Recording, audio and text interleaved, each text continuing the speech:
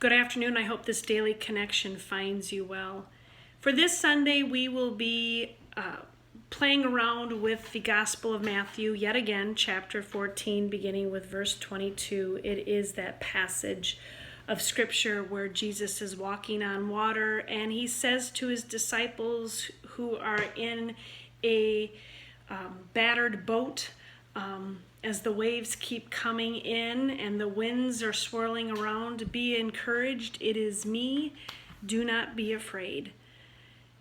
And these are lovely words to hear, reassuring words to hear at a time such as this.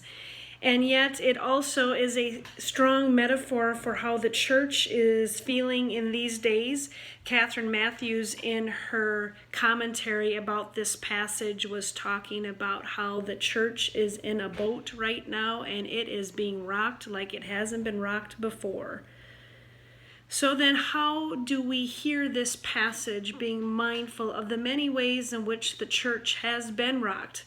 For this is not the first time, though it is certainly an unprecedented time. What do we rely on, or what do we remember in these moments that get us through? Where is God calling us in this time? And perhaps God is calling us to be right in this spot, in this moment of time, to do what we are able to do. So there are many takeaways in this very short passage of Scripture, 10 verses for Sunday, that we are going to hear, and to hear how these words can provide struggle, maybe even doubt.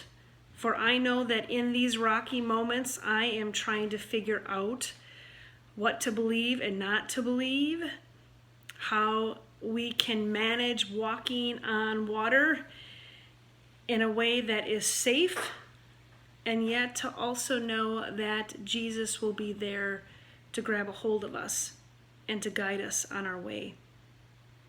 So I guess you'll just have to tune in on Sunday morning to see what else I have to say about this passage of Scripture.